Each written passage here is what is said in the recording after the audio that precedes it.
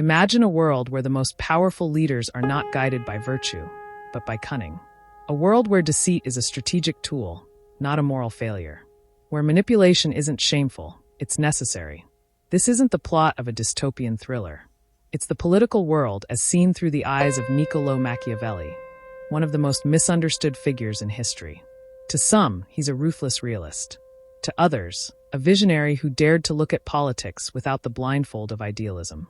But who was the real Machiavelli? Was he truly an advocate of politics without morality? Or was there something deeper, more nuanced, beneath the surface of his famously controversial writings? Welcome to The Unfolding Journey, a channel where we don't just scratch the surface of history and philosophy. We dig deep, ask tough questions, and explore the minds that have shaped our world in complex and often uncomfortable ways. So buckle up as we peel back the layers of the mind of Machiavelli. Politics without morality? Niccolò Machiavelli was born in Florence in 1469, during a period of intense political instability in Italy. City-states were constantly at war, the papacy wielded enormous influence, and power shifted with alarming frequency. Machiavelli served as a diplomat for the Florentine Republic and had first-hand experience navigating the treacherous waters of Renaissance politics. His insights came not from a university ivory tower, but from the brutal reality of political life. His most famous work, The Prince, written in 1513, remains one of the most controversial texts in political philosophy. Unlike earlier thinkers who emphasized moral virtue, Machiavelli focused on power, how it is acquired, maintained, and lost. In doing so, he effectively separated ethics from politics, sparking centuries of debate. But was Machiavelli truly advocating for amorality? Or was he simply being honest about how politics actually works?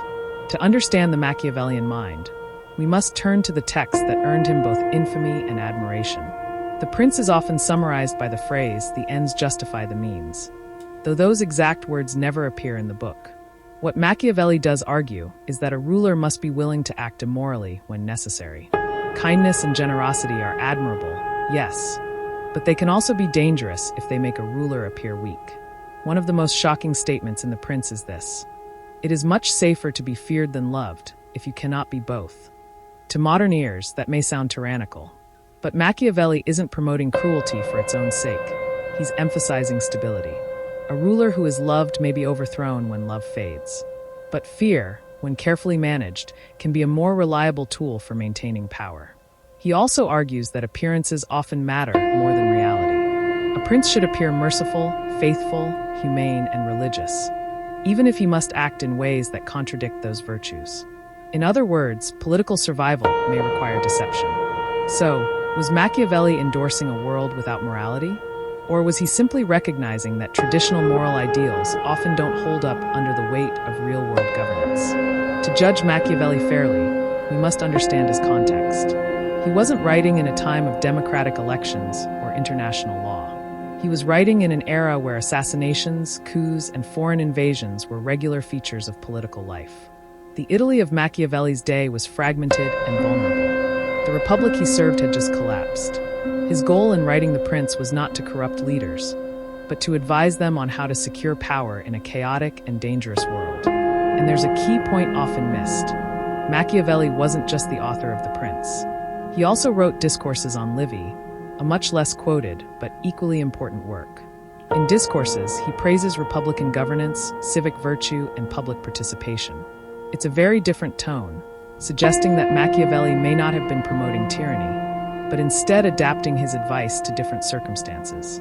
In The Prince, he's advising a ruler trying to establish power. In Discourses, he's advocating for a republic striving to maintain liberty. Same man, different objectives. This duality complicates the picture. It shows us that Machiavelli wasn't necessarily immoral. He was pragmatic. He believed that the moral codes we apply in private life cannot always be applied wholesale to the public sphere. Whether we love or loathe his ideas, there's no denying that Machiavelli laid the groundwork for what we now call Realpolitik, a form of politics based on practical and material considerations rather than ethical or ideological ones. Centuries later, leaders from Napoleon to Bismarck to Henry Kissinger would embody this Machiavellian realism. Even today, political leaders make decisions that balance public perception, strategic interests, and moral considerations. When governments justify drone strikes, surveillance programs, or trade-offs between security and civil liberties, they're engaging in the kind of calculation Machiavelli understood all too well. This raises an uncomfortable question. Is Machiavelli immoral, or just brutally honest about how power works? Here's where things get philosophical. If a leader's duty is to protect and preserve the state, does that justify actions we would otherwise consider wrong? Is it moral to be immoral for a greater good? Machiavelli challenges us to distinguish between personal virtue and political necessity. For example, telling the truth is a virtue in everyday life. But if telling the truth leads to war or civil unrest, is it still the right choice for a leader? His real point may not be that morality is irrelevant, but that politics operates in a different moral universe, one where the stakes are collective survival, not individual righteousness. In that sense, Machiavelli isn't destroying morality. He's redefining it for the political arena. His goal is not to empower tyrants, but to equip leaders with the tools to navigate a world that is often unpredictable, dangerous, and filled with competing interests. The irony is, despite being branded as a villain by history, Machiavelli's work is incredibly relevant today. We live in a world where leaders must constantly choose between the ideal and the possible, where public figures are judged not just by what they say, but by how well they manage crisis and complexity. From corporate boardrooms to international diplomacy, Machiavellian thinking, strategic, realistic, and focused on results, is alive and well. And that's perhaps his greatest legacy. He forced us to confront uncomfortable truths about power, leadership, and human nature. He peeled away the moralistic veneer and asked, what really works? Whether we accept his conclusions or reject them, we cannot deny his influence. Machiavelli did not invent the dark side of politics. He simply illuminated it. So, let's return to our question. Did Machiavelli advocate for politics without morality? The answer is not quite. He didn't deny the value of morality, but he warned against blind idealism. He understood that leadership is often a balancing act between ethical intention and practical necessity. His writings don't celebrate evil. They expose the ethical compromises that come with power. Machiavelli wasn't a monster. He was a mirror, one that reflects the sometimes grim realities of political life, forcing us to ask not what leaders ought to do, but what they must do. So the next time you hear the word Machiavellian used as an insult, pause for a moment. Remember that behind that word is a man who dared to tell the truth about power, no matter how uncomfortable that truth might be. Thanks for joining us on this deep dive into one of history's most fascinating minds. Here on The Unfolding Journey, we explore the complex layers of philosophy, history, and human thought, because understanding the past helps us navigate the present.